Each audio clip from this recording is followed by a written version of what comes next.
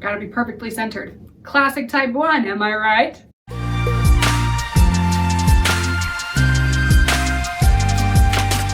Hello, super friends, and welcome to another episode of Superhero Saturday, where we talk about the art of superheroes, storytelling, and so much more.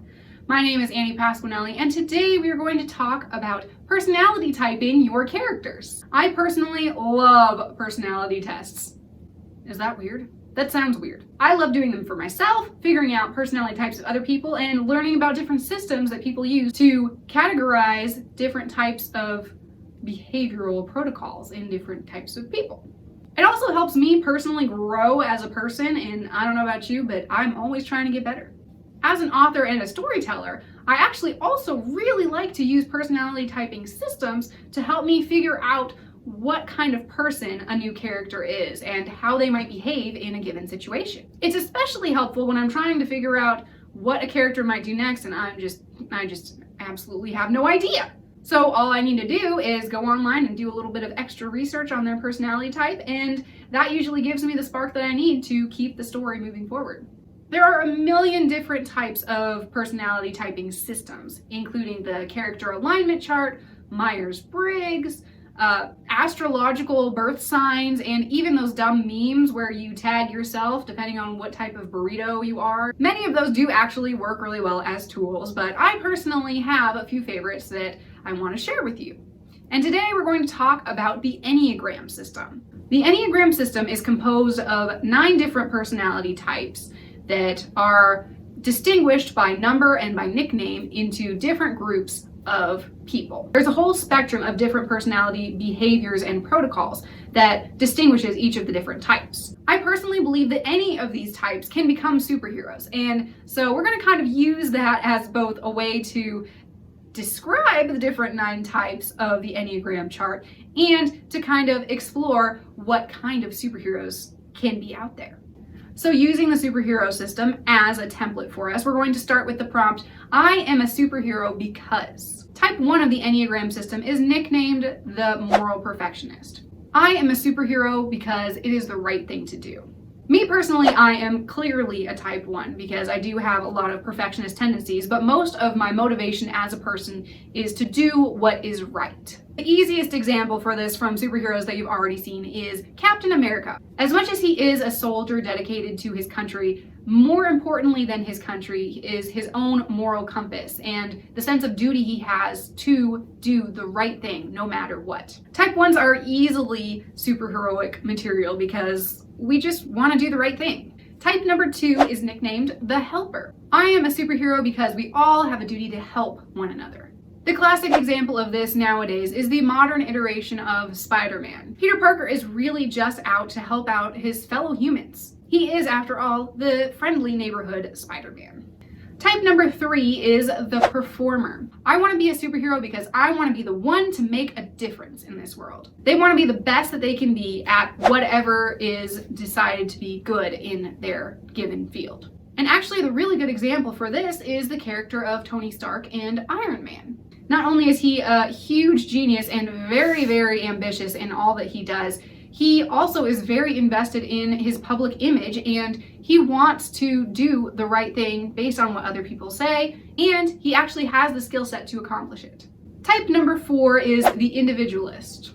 I want to be a superhero because I don't want anybody else to suffer the way that I did. This is actually a really good superhero motivation for something that has, like, for example, a tragic backstory. Going off of our theme of the Avengers, this actually works really well for our character, the Scarlet Witch. She was abused as a child and used to develop her powers and all this kind of crazy backstory nonsense, and all she wants to do is just do what she can to prevent the pain of others, especially the ones that she loves. Type number 5, the investigator.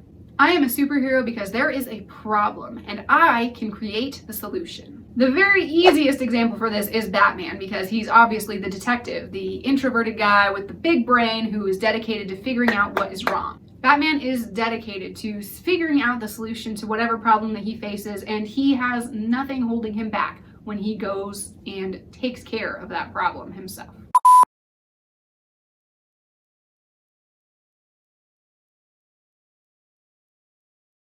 Type number 6, the loyalist. I am a superhero because I want to keep my city safe.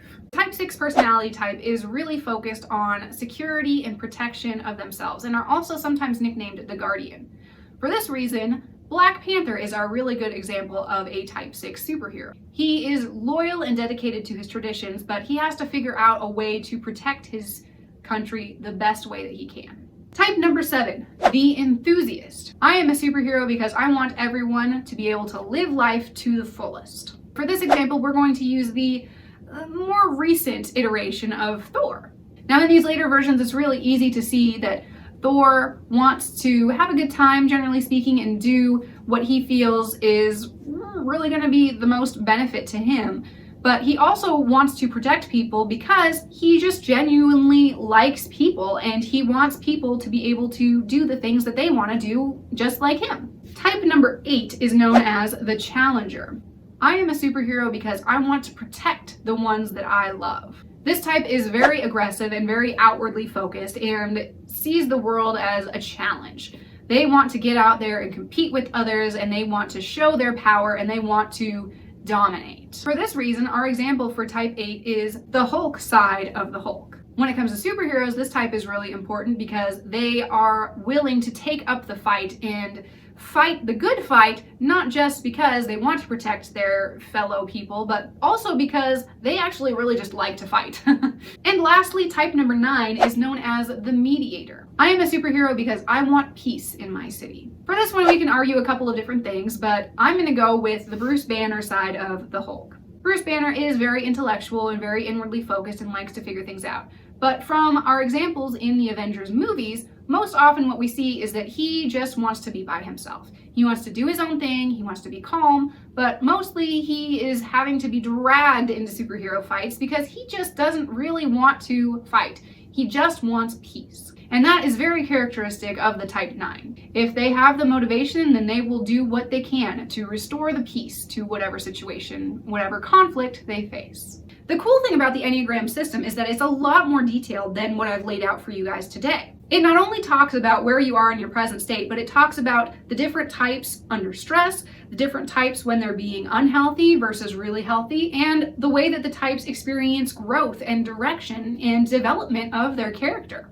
You can directly apply this into storytelling by using all of the information in this psychological system to figure out maybe some great plot development devices and show your characters either going up, going down, or kind of wandering around in the middle. And it not only works really well to give a wide variety of different backstories to your different superheroes, but it works great for random bystanders and also for supervillains who are actually really, oddly enough, underrepresented in these different areas. Have you ever seen a type 1 supervillain?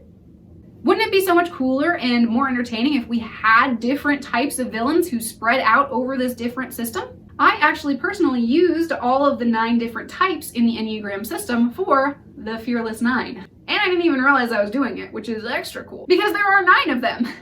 If you want to take a gander about which of my superheroes represent which one of the different types, then go ahead and check out our website at www.fearless9.com and read the books. See for yourself. What do you think they are? And as a quick disclaimer here at the end of the video, I want to just mention that personality typing systems are really cool and really useful for helping people to identify different types of behaviors that are found in different types of people, but never subscribe to just one type of system or just your own personality type and use that as a hard and fast rule for why you behave the way you do. Sure, there is a lot of value in looking into your own systems and the systems of other people and using that to figure out why you do the things you do. But that's a lot different than blaming your emotional immaturity on your type and then doing nothing to improve it. That's part of the reason why I really like the Enneagram system, is because it lays out a bunch of different types of levels of health for each of the different types and can help guide you into developing yourself as a person and becoming a fully actualized child of God. And that has a lot more value than just calling someone stubborn because they're an earth type and just leaving it at that. Have you used different systems of personality typing for your character development? If so, go ahead and put those in the comments down below and give us a big thumbs up if you liked this video. You can also subscribe to our channel for more new videos every week, and you can support us on Patreon and join our team. Don't forget to check out www.fearless9.com for more content and books and information and all sorts of wonderful things. And don't forget to check back and see more videos soon. Thanks so much for watching, Super Friends, and we'll see you next week.